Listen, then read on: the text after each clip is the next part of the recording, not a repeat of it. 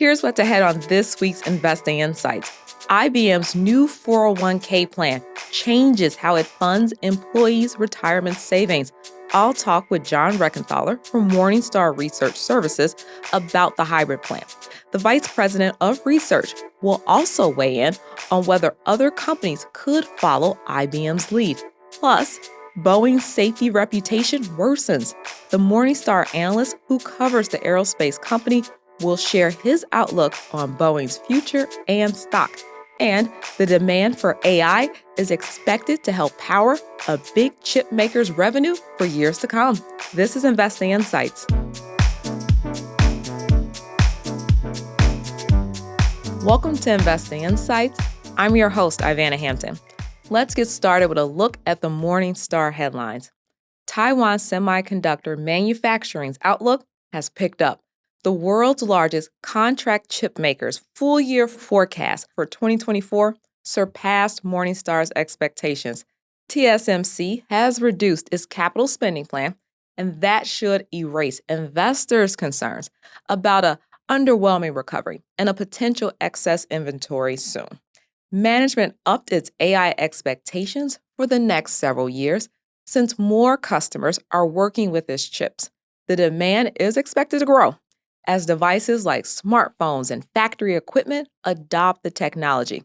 The chip maker's high growth phase will likely continue. Meanwhile, TSMC predicts first quarter revenue will fall about 6% to just over $18 billion from the previous quarter.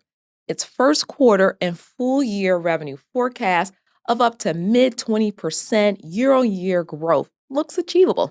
Morningstar lifted its estimate for what Taiwan Semiconductor's U.S.-listed shares are worth to $151. The stock looks undervalued. Morningstar does not think it's too late for investors to jump on it.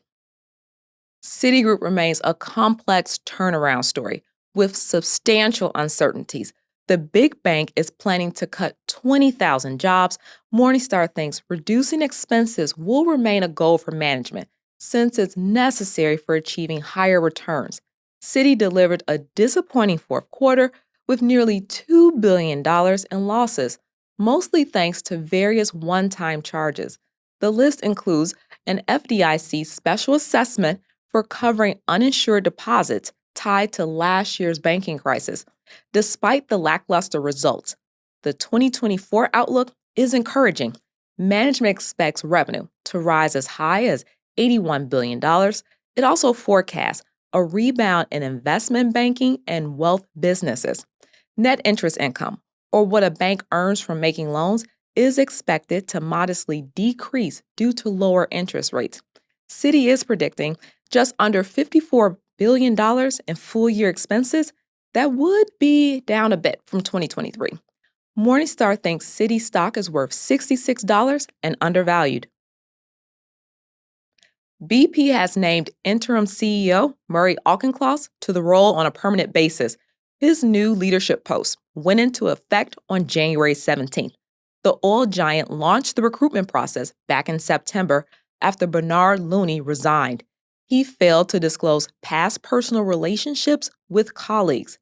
The announcement doesn't change Morningstar's estimate for what BP's stock is worth. Shares look cheap and are trading at a large discount. The uncertainty surrounding who would become CEO likely weighed on the stock. The market seems to be pleased with BP's choice. Morningstar thinks the bigger challenge for BP stock is the company's plan to transition from the integrated oil business to integrated energy.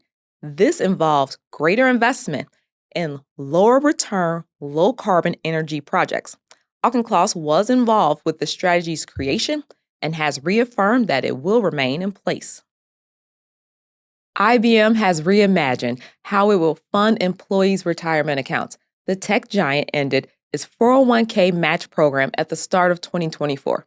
It's now offering a plan that comes with a guaranteed rate of return. So, has IBM created a blueprint for other big companies to follow? John Rekenthaler has examined what this change could mean. He's the Vice President of Research for Morningstar Research Services. Thanks for being here, John. Sure thing, Ivana. So let's start with an explainer. Can you describe what IBM's retirement benefit account is and how it differs from the previous 401k match plan?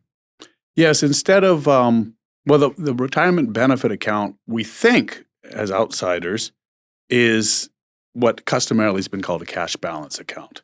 So this is actually one of the ways that companies have structured pension plans before. And what IBM has done is instead of matching, I think they had a 6% match or something like that of the salary that would go into a 401k. Instead, they drop that money into this separate pool, this retirement benefit account that earns a guaranteed rate of return. The current rate of return on that for the next couple of years is set at 6%. But it'll be something like the rate of cash plus a little bit more. So it's and that's something that IBM automatically does for the employee. So it just dropped in there as with a traditional pension plan. The nice thing is, whereas traditional pensions didn't travel with employees. So if you left the company and you'd been working there for a while, you might not take your pension with you. That happened with my parents, for example. Whereas a cash balance plan will travel. It's portable. So it's a good version of a traditional pension. And is there any noticeable differences since there's not a match anymore? I mean, is that There is, it's a trade-off for employees because they get this retirement benefit account that's set up for them automatically, in a sense, free money, although nothing is ever free because this affects IBM's compensation that they pay employees, just as with health insurance. And they think about it with their overall salaries. If this didn't exist, their salaries would likely be a little bit higher. But to get that benefit, they are giving up the match, that's customary match that most large companies have on a 401k plan, and that IBM had. And and actually for existing IBM employees, it's slightly less. The amount that's going into the cash balance is slightly less than the theoretical match that they could have had. So some of them are not terribly happy. And I can understand that. However, I think if you step back and you think about a structure of what a pension plan or retirement system might look like just across this country, I'm not saying IBM has done something that other companies will emulate. We'll have to see. But I like this idea of a hybrid, partly defined contribution 401k system and partly a defined benefit plan, because right now people, they want, there's a lot of nostalgia for back in the days when there was a defined benefit. The company would take care of things for you. There was a safety and a security associated with those assets that were in some sort of guaranteed rate of return. And I think it's nice to have a mix where you have that as an anchor for investors, for their employees. And then in the 401k plan, they can take some risk and potentially, supplement that anchor. So talk about why IBM switched from, the 401k match to the retirement benefit account. Well, that's technical, as it turns out. It's really, as you might expect, it's in IBM's interest. It has to do with the details of how they have of their internal funding for their traditional pension or their historic pension, and they end up saving quite a bit of money by setting up this structure. So IBM didn't necessarily look at it from the point of view that I'm examining it and saying, is this, the sort of new version of a retirement plan for America? It was a more practical and pragmatic decision, according to those who have looked at the books and are expert in these in retirement accounting. But I really don't care what the motivation was. I like the outcome. I think that it could be something that it should be something that other companies look at.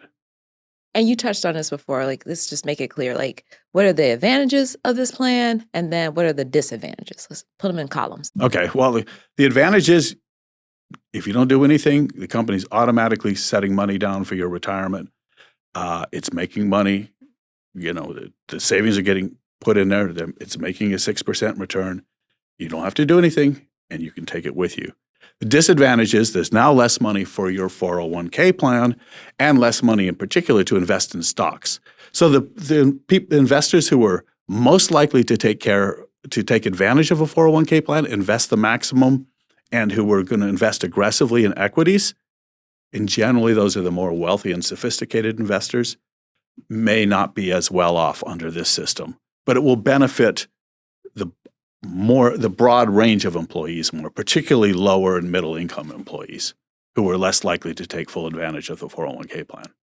And IBM and other big companies led the shift from funding pensions to providing these 401k plans. Could others follow IBM this time around? Well, I hope so. As I said earlier, we don't know.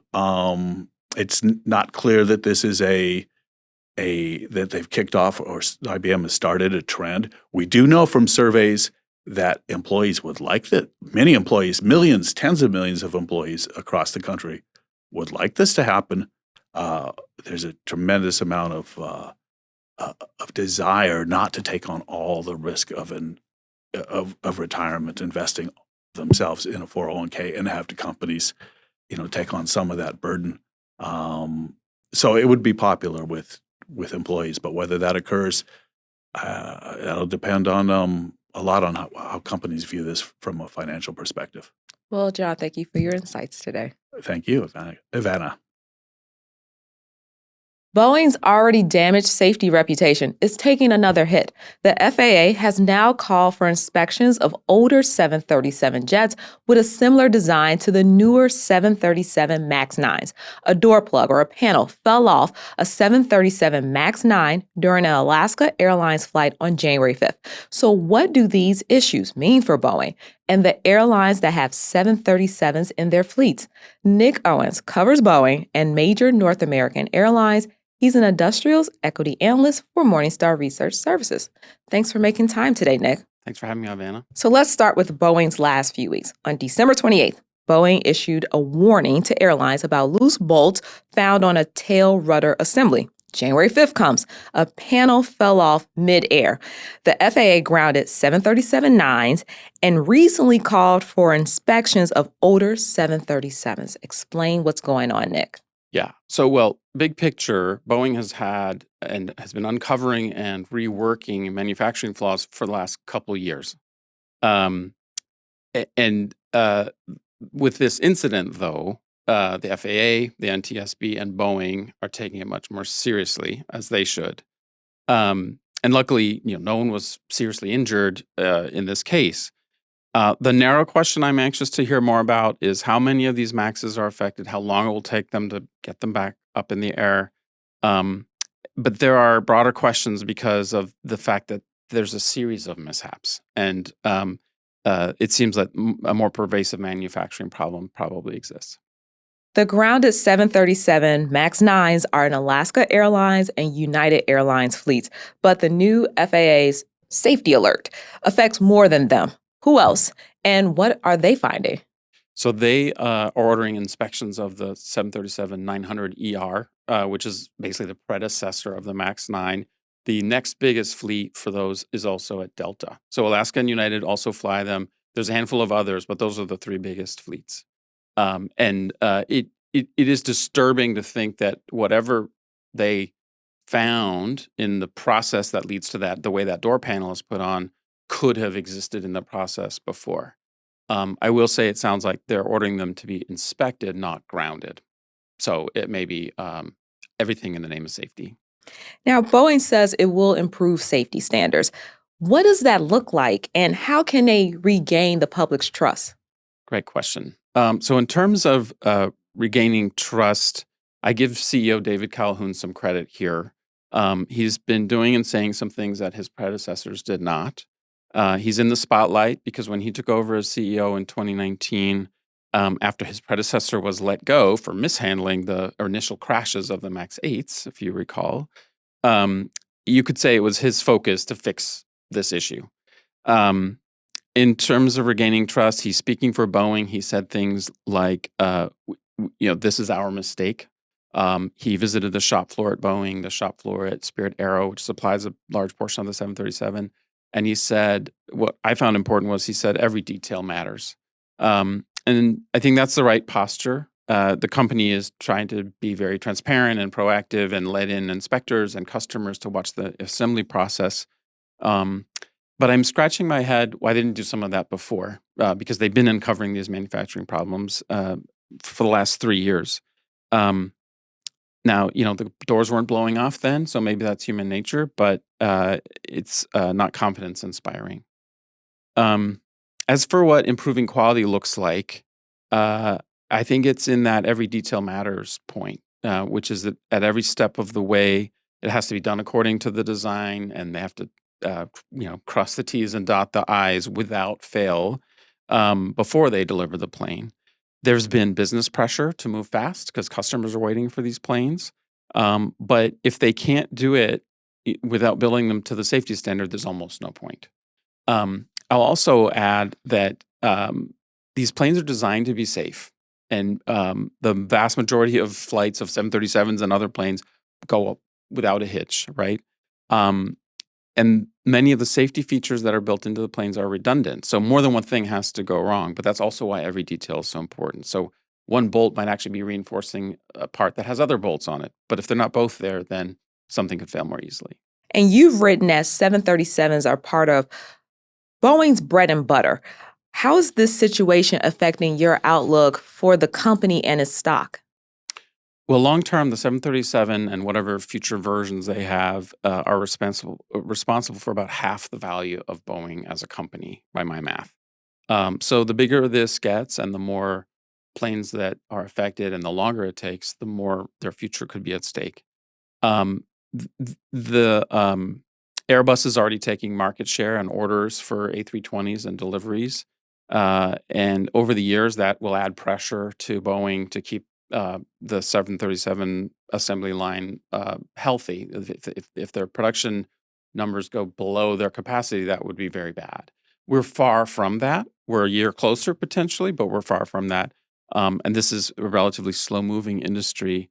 The decision to launch the MAX instead of design a brand new plane was made over a decade ago by a totally different management team. So that said, I also ran some numbers for investors who are following the story to be able to contextualize some of the impact. So focusing on the 737 assembly line, if that gets slowed down for another year or 2 years, where they have extra costs because they're reworking, as they have been, I think that would cost $14 to $30 off the value of Boeing, which I have as a $232 fair value estimate. Another tidbit would be, with 600 million shares outstanding, basically if $600 million of financial damage happens to Boeing, that's $1 off the value of the company. So if, hypothetically FAA fines them $300 million tomorrow, that would be 50 cents of value or damage to the company, which in the short term, they have it. But I really hope they dig deep and fix these manufacturing issues and can restore trust in the flying public and in their customers on this plane. And I know you will be paying attention to the situation. Thank you for your time today, Nic. Thank you, Ivana. That wraps up this week's episode. Subscribe to Morningstar's YouTube channel to see new videos about investment ideas, market trends, and analyst insights. Thanks to senior video producer Jake Vankerson. And thank you for watching Investing Insights. I'm Ivana Hampton, a lead multimedia editor at Morningstar. Take care.